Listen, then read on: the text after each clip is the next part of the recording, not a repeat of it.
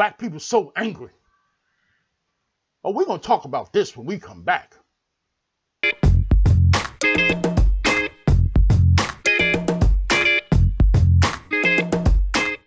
This is Rob Bell, and this is Rob's Rant. I was talking with some of my friends the other day, and the issue of, why we as black people are so angry came up. And so again, the question, why are we so angry as African Americans? And my comeback to that was, and is, if, you talk to two different sets of African Americans, you're going to get kind of two different sets of answers on that question. If you talk to the set of quote unquote successful black people, you're going to get the, I'm not angry. I'm cool.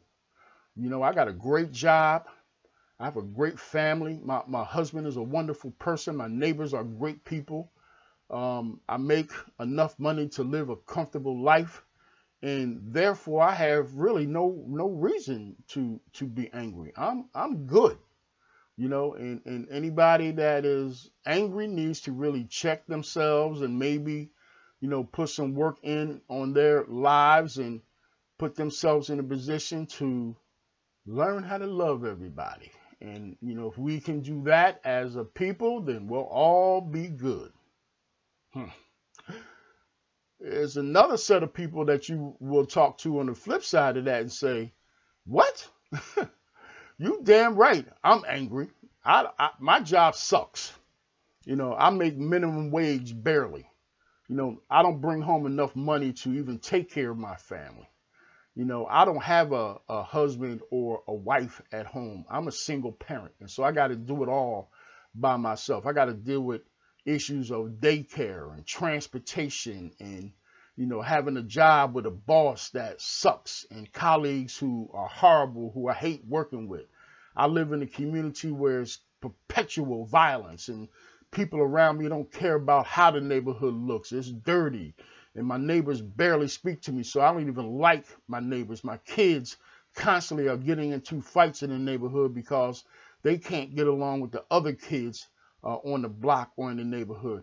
The schools that I have to send my kids to, public schools, are ill-equipped to teach my kids what they need to teach, and they're not safe when they go to school. People are teasing them and getting into fights, and there are times when I have to go up to the school and conference and lose time at work. I don't have a car. I have to catch public transportation, and that is an issue in and of itself. I got to deal with, a regional and local transportation system that is, not that great, adequate, but not that great. And then when I do use it, I got to deal with all the rest of the people that have to use it who are in the same boat that I'm in. So they have an attitude as well. I can't get a car loan because I don't make enough money to get a car. And if I did, my credit is so bad I can't even get a loan. I can't buy a house because, again, same issue, don't make enough money. And if I did, my credit is not great enough to get a mortgage. So I'm stuck and I'm pissed. And, maybe a lot of it is because of, my not putting in enough work and time in myself to put me in a better situation. But I'm trying to get out, because on top of all that, I'm going to school and I'm trying to get better. But in the meantime, I'm angry. And so when you look at the nightly news and you see the perpetual violence that that has occurred and continues to occur in our communities, a lot of it stems from, people just being angry because of their, personal and particular situations, and they just can't help themselves. And so when you top all that off and you go back to, the quote unquote successful family, to a certain degree, they have some anger issues that they refuse to deal with or don't want to deal with, because, it's difficult being an African American in today's society. No matter how successful you are, at some point during that day, you're going to run into an issue that has to do with the fact of you being black in this country.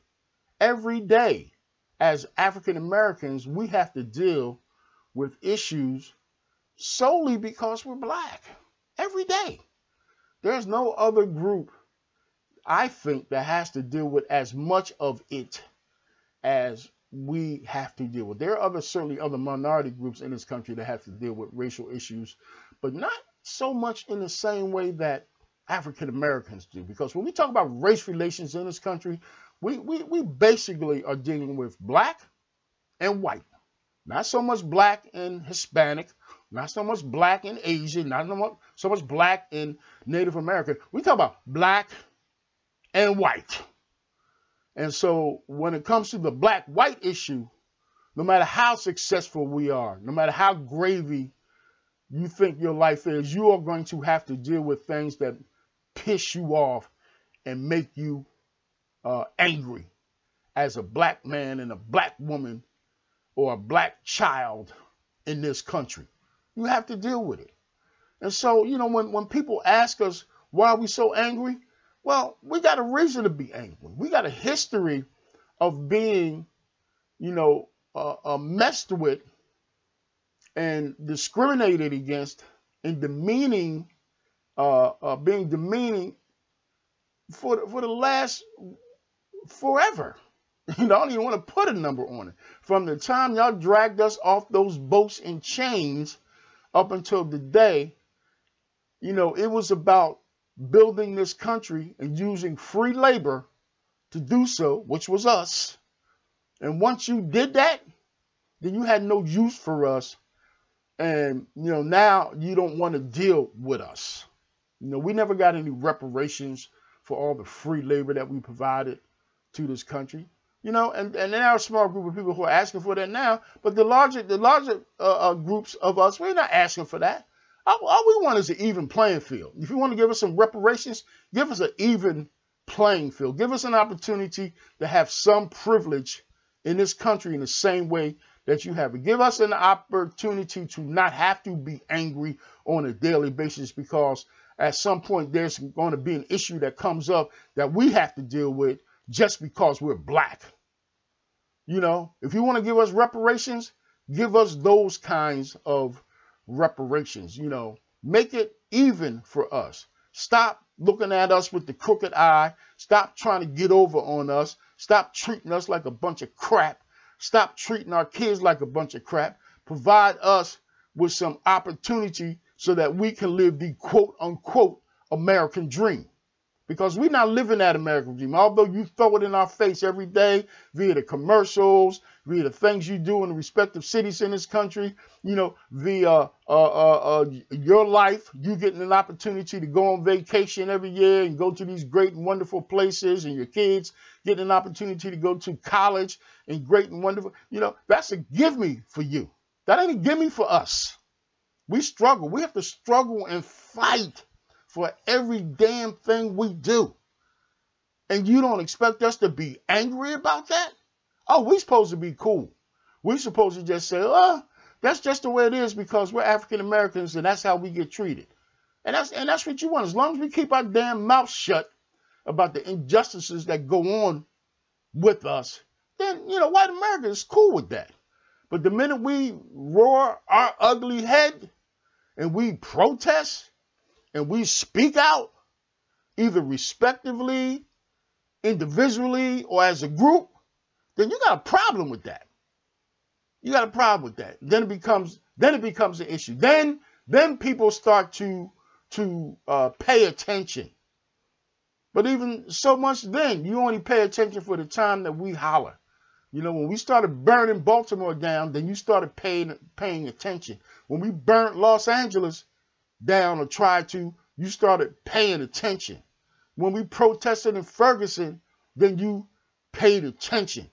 You know, and that was all a result of the injustices that we've had to endure because you felt like dogging us and treating us like shit.